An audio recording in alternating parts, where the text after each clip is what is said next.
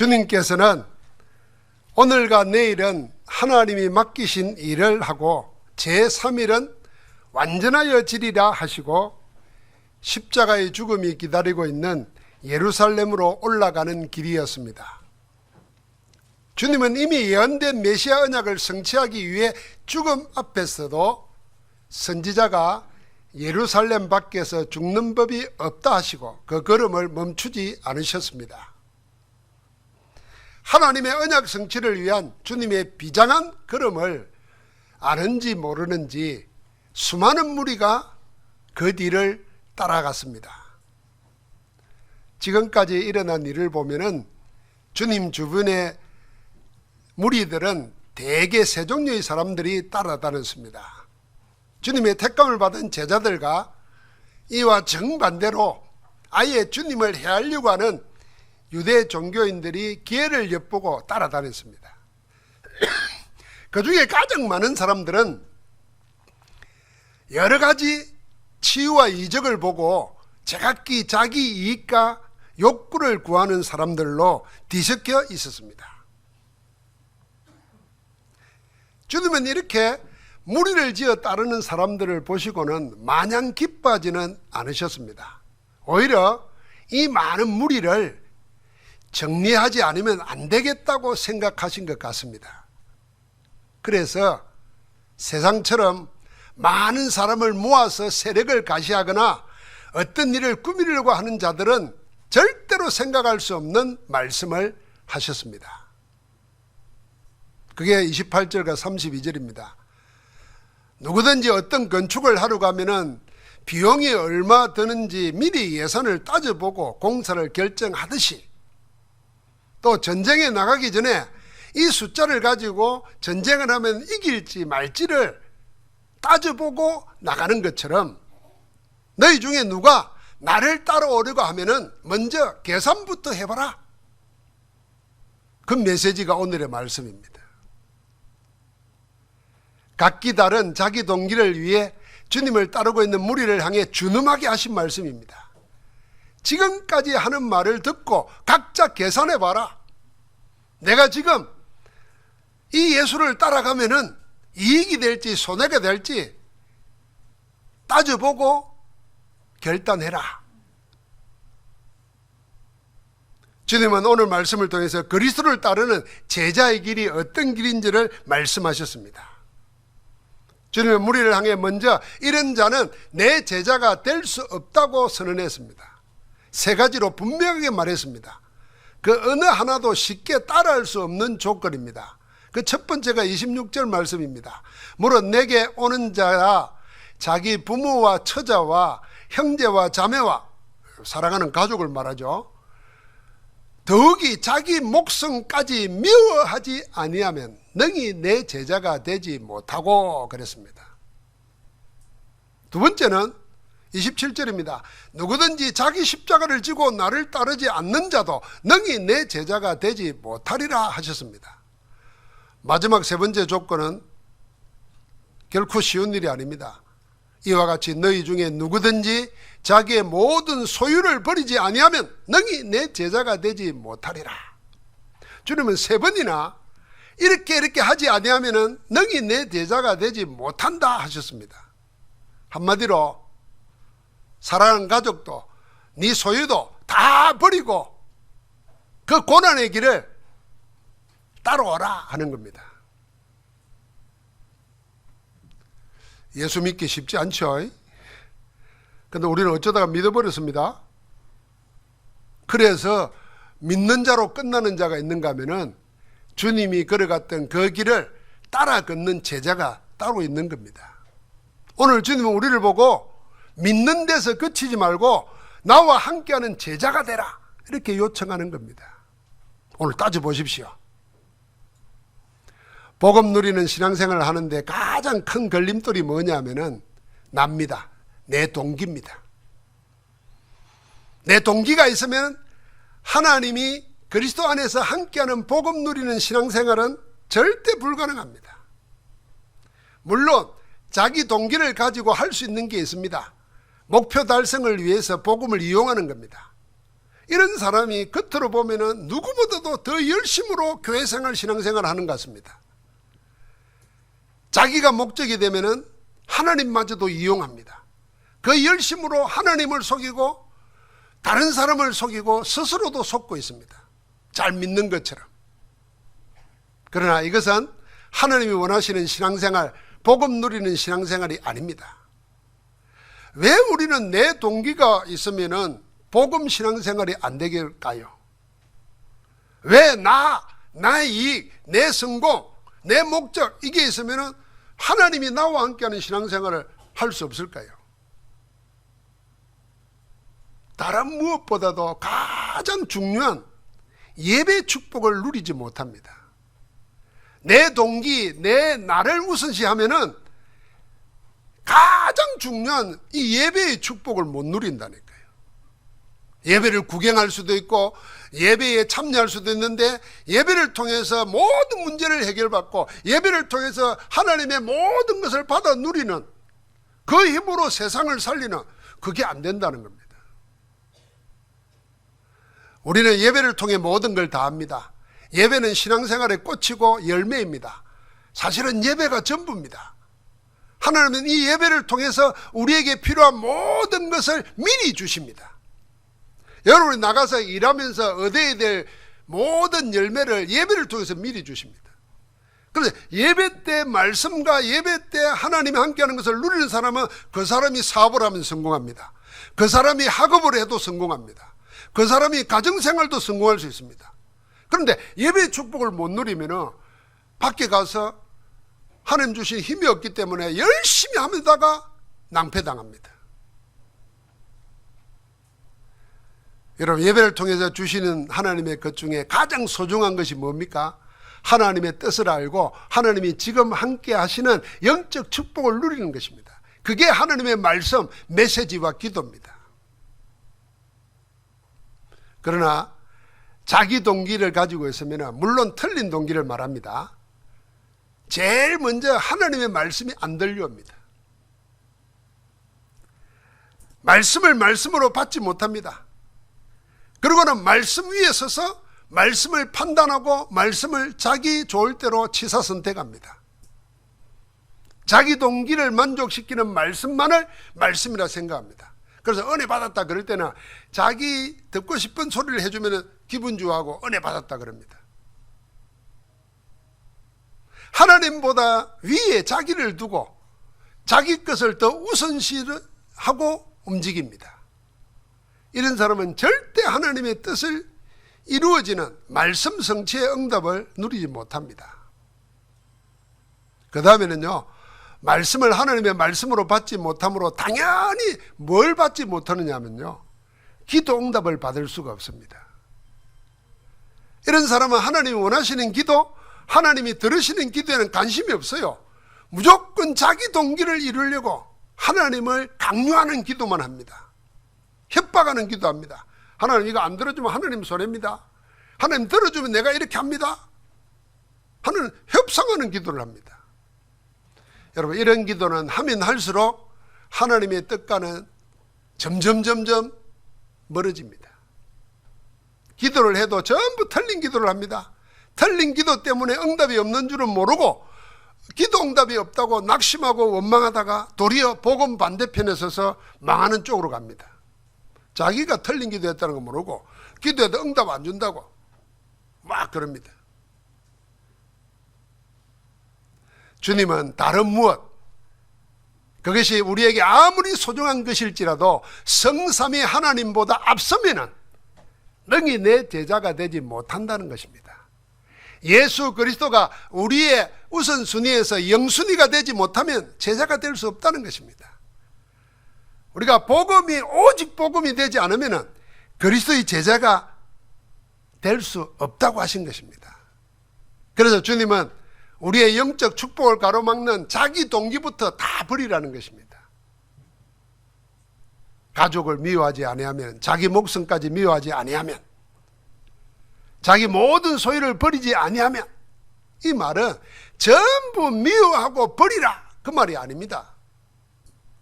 여러분과 내가 가족이 없으면, 내 목숨이 없으면, 내 소유가 없으면 살 수가 없잖아요. 또 우리가 사는 이유도 보람도 사랑하는 사람 가족 때문이고 여러분과 내가 가지고 있는 소유 때문이잖아요. 그런데 그걸 다 버리고 미워하라 그 말은 무슨 말입니까? 이 말씀은 여러분과 내가 살아가는데 꼭 필요한 것일지라도 그것이 우리를 사랑하셔서 자기 아들을 십자가에 못 박아 죽이시면서까지 우리를 자녀 삼으신 하나님 앞에 두면 안 된다 그 말입니다. 그리스도 앞에 두면 안 된다는 것입니다. 우선순위의 문제입니다. 비록 사랑하는 가족이고 하나뿐인 자기 목숨이고 자기 전부인 소유라 할지라도 그런 것들이 그리스도보다 우선시 되거나 복음 앞에 두면 제자의 길을 갈 수 없습니다. 그것이 성삼위 하나님 예수 그리스도의 복음과 우리 사이에 끼면 안 된다는 것입니다. 나와 하나님 사이에 다른 것이 끼기 시작하면은 여러분과 내 눈에는 당연히 영이신 하나님은 안 보이고 눈에 보이는 것을 쫓아가기 마련입니다. 그래서 하나님과 우리 사이에 복음과 나 사이에 다른 거 끼우지 말라는 것입니다. 그게 예수 그리스도의 제자가 되는 길입니다. 그러면 이렇게 묻겠죠. 만약에 이렇게 어렵다고 하면 이렇다고 하면 누가 과연 예수 그리스도의 제자가 되겠느냐? 나는 그럼 그런 제자가 되겠냐? 이렇게 생각하잖아요. 그래서 다 떠나갔어요. 제일 먼저 자기 이익을 탐하던 자들이 먼저 떠나고 나중에는 제자들마저도 주님 떠났습니다. 요한복음 6장에 보면요, 예수님께서 영적 메시지를 하셨습니다. 나는 하늘에서 내려온 생명의 떡이니라. 그러면서 나의 살을 먹고 내 피를 마시면 생명을 얻을 것이다. 만약에 내 살과 내 피를 먹고 마시지 않으면 나와 상관이 없다 그랬습니다. 이랬더니 사람들이 전부 다 뭐랬냐면 우리가 어떻게 사람을 자기 피를 먹을 수 있냐. 심지어는 제자들은 이거 어렵다 말 못 알아들었습니다. 영적인 말씀을 육신으로 생각했던 겁니다. 성경에 뭐라 그랬냐면요, 이 말씀을 말씀으로 받아들이지 못한 자들이 가장 먼저 주님 떠났습니다. 요한복음 6장 66절에 보니까 그때부터 그의 제자 중에서 많은 사람이 떠나가고 다시 그와 함께 다니지 아니하더라 그랬습니다. 12제자 말고 와 몰려다니는 제자들이 떠나간 겁니다. 나중에 주님을 잡으러 온 자들이 몰려들었습니다. 그때 주님은 미리 말했습니다. 너희가 다 나를 버리리라. 왜냐하면 성경에 보니까 내가 목자를 치리니 양들이 흩어지리라 예언되어 있다. 그렇게 말씀했어요. 그런데 잡으러 온 사람들이 왔을 때에 그 말씀대로 제자들이 다 예수를 버리고 도망하니라 그랬습니다. 마가복음에 그랬습니다. 주님은 알고 계셨던 겁니다. 그리스도를 따르는 제자의 길이 쉽지 않다는 것을 알았습니다. 그래서 무리와 제자들이 다 떠난 뒤에도 알고 계셨기 때문에 낙심하지 않았습니다. 그래서 주님은 오늘과 내일과 모레에도 여전히 나의 길을 가린다면서 그 길을 걸으셨습니다. 다 도망하면 다 사라지는 줄 알았는데 그게 아닙니다. 그런데도 제자가 남아 있었습니다. 지금도 제자는 있습니다. 그래서 주님은 우리를 보고 모든 족속에 가서 제자를 삼으라고 했습니다. 땅끝까지 정인될 것이라고 약속하셨습니다. 제자가 있기 때문에 제자 삼으라 한 겁니다.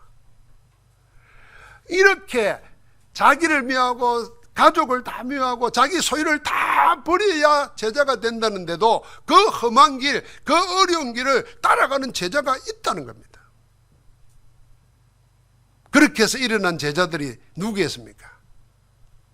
예수님 살아계실 때도 이런 자가 있었어요. 이방인 중에 내가 이스라엘 중에서도 이만한 믿음을 만나보지 못했다고 극찬한 이방인이 있습니다.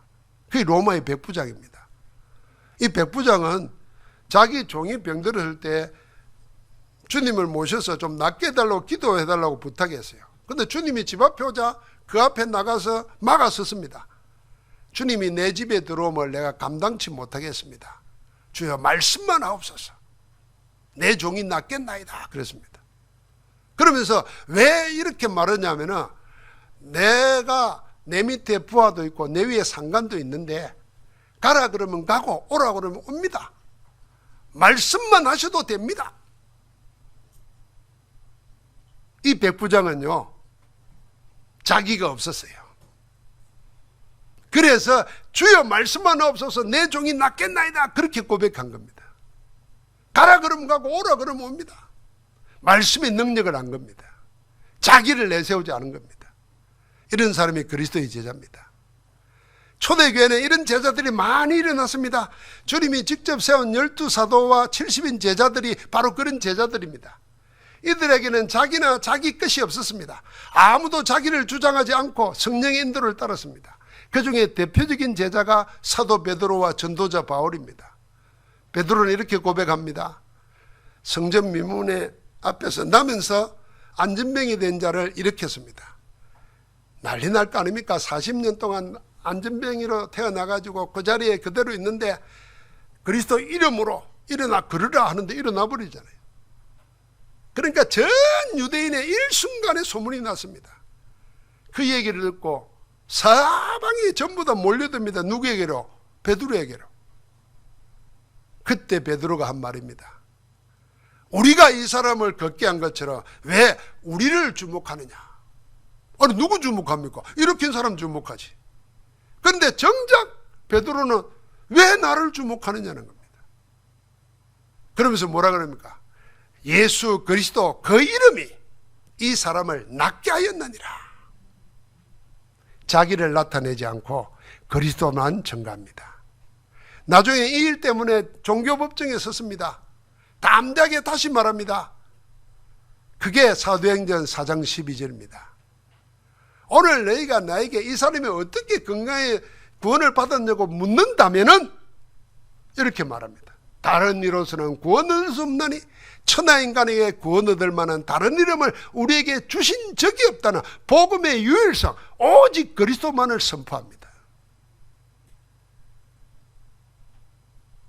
전도자 바울은 더 확실하고 더 분명했습니다. 그 대표적인 신앙 고백이 갈라디아서 2장 20절입니다. 여기서 사도 바울은 아예 뭐라 그랬습니까? 내가 그리스도와 함께 십자가에 못 박혔나니 나는 죽었다 그런 겁니다. 이제는 내 안에 사는 것은 내가 아니라 그리스도다 그랬습니다. 내가 육체를 가지고 사는 것도 나를 사랑해서 자기를 버리신 하나님의 아들을 믿는 믿음 안에서 사는 것이라고 말했습니다. 빌립보서 3장에는 자기 생에 관련된 모든 것을 전부 다 뭐와 연관시키냐면요, 예수 그리스도와 연관시켜서 고백합니다. 그리스도를 위하여 모든 유익하던 것을 전부 해로 여기고 배설물로 버린다 그랬습니다. 왜 그러냐? 예수 그리스도 아는 지식이 가장 고상하기 때문이라. 그리스도를 위하여 내 모든 것을 배설물로 여기고 딱 하나, 예수 그리스도 안에서 내가 발견되는 것이 나의 전부다. 그리스도 없으면 나도 없고 그리스도만이 나의 전부라고 고백했습니다. 사는 이유도 하나밖에 없습니다. 그리스도 예수께 잡힌 바 된 그걸 잡으려고 달려가는 것입니다. 하나님이 부르신 위에 있는 상을 바라보고 달린다는 것입니다. 사는면서 바라보는 방향도 분명합니다. 하늘의 시민권을 가진 자로서 우리 낮은 몸을 영광의 몸으로 변하게 만드실 예수 그리스도를 기다리며 산다고 고백했습니다. 주님이 말씀하신 그대로였습니다.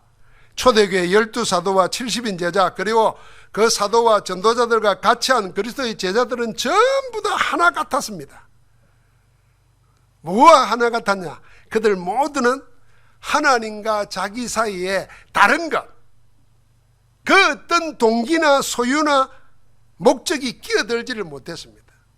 오로지 그리스도와 하나였고 그리스도와 원내서였습니다.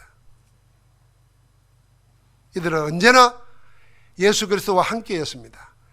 그리스도와 함께 살고 그리스도와 함께 죽었습니다. 살아도 주를 위해 살고 죽어도 주를 위하여 죽나니 그랬습니다. 그리스도를 위하여 자기와 자기 것을 버리고 그리스도 안에서 그리스도의 것으로 만족했습니다. 오직 그리스도였습니다. 자, 이제 우리 스스로 질문을 던지고 생각을 해보자. 야, 이거 과연 가능하겠나? 나는 틀렸네. 이렇게 생각할 수 있을 겁니다. 절대 불가능한 일인가? 오직 예수 그리스도로 내 모든 걸 버리고 그리스도가 나의 모든 것 되어서 따라가는 길, 이게 절대 불가능한가? 아닙니다. 절대 아닙니다. 절대 가능합니다. 자, 나는 절대 그런 제자가 될 수 없다는 사람은 자기 인생을 한번 되돌아보십시오. 자기 인생을 돌아보고 자기는 사라지고 그 사람만 남아 있었던 때를 한번 기억해 보십시오. 사랑하는 사람을 정말 사랑했을 때 그 때를 한번 생각해 보십시오. 그때 나는 없었습니다. 분명히 나는 존재하는데 그 나는 내가 아니었습니다. 그 사람이 나였습니다. 그가 있으므로 내가 있었습니다. 그가 없으면 나는 내가 아니었습니다. 살아도 사는 게 아니었습니다. 사는 것 자체가 무의미했습니다. 그 사람이 나의 전부였고 그 사람이 곧 나였습니다. 제가 지금 뭘 말하죠? 참, 목사님 잊어버리고 있던 거 그리 생각나게 합니까? 우리가 그래서 다 결혼했잖아요. 그러니까 내가 없어지는 것 어려운 게 아니라니까요. 내가 사라지고 그만 남아있는 거, 나는 없어지고 그리스도가 나의 모든 것 되는 거, 그게 어려운 일이 아니라니까요. 우리가 다 경험해 봤다니까요. 하나님은 지금도 그 경험을 주십니다. 자, 우리가 사람을 이야기했지만 어떤 사람은 취미가 될 수 있어요. 우리 장로님 중에는 낚시가 그렇게 좋았는가 봐요. 그래서 일하고 퇴근하면 바닷가 가서 낚시하고 거기서 밤새고 출근 시간 맞춰서 집에 와서 씻고 출근하러 나갔대요. 아마 그때는 저놓기 근사도 없고 아무도 없는 게 그냥 낚시요. 자, 그게 바뀌면 됩니다. 그 낚시가 그리스도로, 그 사람이 그리스도로 바뀌면 여러분과 나는 절대 불가능한 일이 우리 속에서 일어나는 거예요. 여러분과 나도 한때는 내가 없어진 때가 있었습니다. 이제 그때가 그리스도로 회복되면 됩니다. 그러면은 여러분과 나는 그리스도와 함께 그리스도의 그룹, 지금도 그리스도께서 마귀를 멸하시고 죄와 사망의 운명 팔재수를 해방시켜 주시고 하나님이 역사는 길로 안내해 주시는 삶 저주를 멸하시는 그 그리스도의 역사가 우리 가운데 일어날 줄 믿습니다. 여러분, 누구의 제자이고 싶습니까? 세상 사는 사람은 누구나 주님이 제시한 세 가지 중에 어느 한 가지 이상 것을 따라갑니다. 하나님이 아닌 사람을 따라가거나, 아니면 자기 이름이나 자기 명분을 따라 살거나, 아니면 자기 소유, 재물, 돈을 따라 살거나, 그걸 쫓아 삽니다. 다시 말하면 사람은 누구나 할 것 없이 사람의 제자이거나 자기 명분의 제자이거나 자기 소유물의 제자입니다. 그런데 지금 여러분은 누구의 제자고 무엇의 제자입니까? 우리는 고백해야 됩니다. 말씀을 통해서 오직 한 분 예수 그리스도의 제자입니다. 우리는 오직 한 분 예수 그리스도로 충분하고 완전한 제자입니다. 예수 한 분만 있으면 됩니다. 그 한 분으로 충분합니다. 복음 하나로 충분합니다. 그렇게 행복한 제자여야 합니다.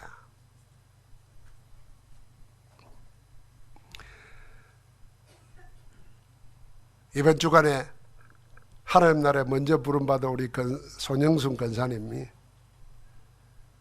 오직 예수 그리스도의 길을 우리 교회와 함께 전도 제자로 살면서 전도 제자의 마지막이면서 영원한 작품을 남겼습니다. 5월 30일 오후 2시 반경에 53세라는 젊은 나이에 하나님의 부르심을 받았습니다. 그러나 세 자매 렘넌트, 삼남매 렘넌트들과 우리 교회에 아름다운 선물을 남기고 갔습니다. 우리 권사님은 평생 자신을 드러내지 않고 겸손하게 교회를 섬기며 주님과 함께 했습니다. 제가 시간을 내서 혼자 한번 조용히 찾아갔습니다. 나는 암투병을 하면은 집이 어지럽고 막 본인도 정신없을 줄 알았어요. 너무 깔끔하고 차분해서 제가 깜짝 놀랐습니다. 잠깐 뭘 전달하고 말씀 가지고 기도했는데 하나님이 참 은혜 가운데 지키시는구나 하는 것을 확인했었어요. 그런데 그 암투병이 마지막 갈 때는 힘듭니다. 그런데 그 고요함을 잃지 않으셨어요. 오늘 권사님이 자녀들한테 아마 우리 목사님과 전사님이 가서 예배드리고 난 다녀간 뒤에 아마 말씀을 나누시는 걸 녹음을 했어요. 그걸 들려주시더라고요. 그걸 오늘 마지막으로 설교 마지막에 듣겠습니다. 여러분에게도 그리스도의 제자가 주님이 제시하는 목적이 불가능한 것 같으면 말씀하지 않습니다. 오직 그리스도 이름으로 그리스도의 능력으로 성령의 능력으로 되어지기 때문에 우리 보고 하라는 것입니다. 그런데 놀랍게도 우리는 그런 경험이 있다니까요. 이제 그리스도가 우리의 모든 것 되어서 하나님의 나라가 임하는 하나님 나라의 일이 여러분 가정 속에 여러분 인생 속에 나타나는 축복을 누리기를 주의 이름으로 축원합니다. 오늘 우리 손영구 선생님이 우리에게 주신 선물을 같이 듣겠습니다.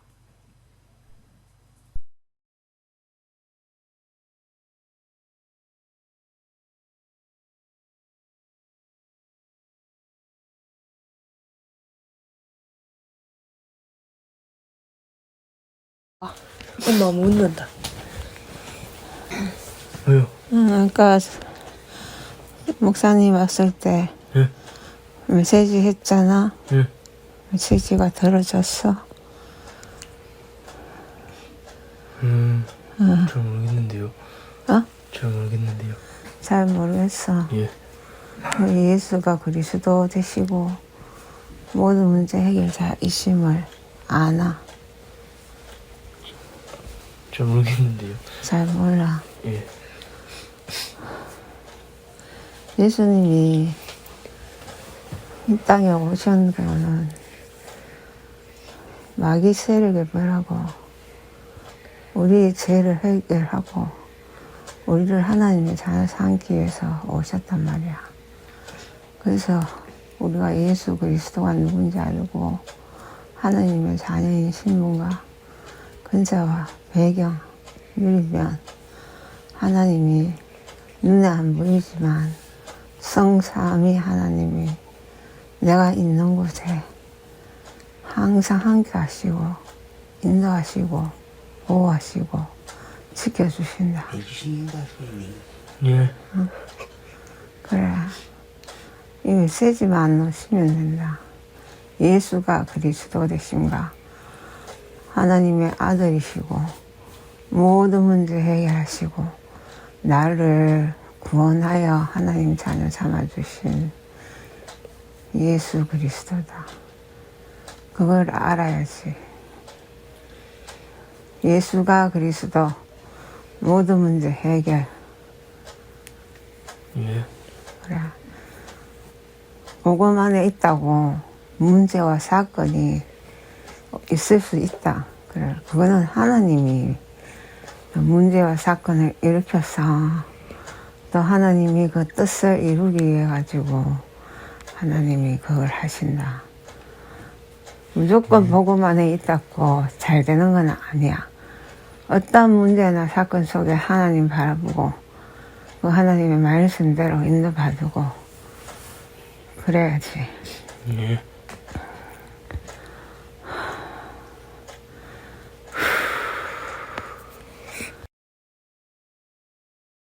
권사님이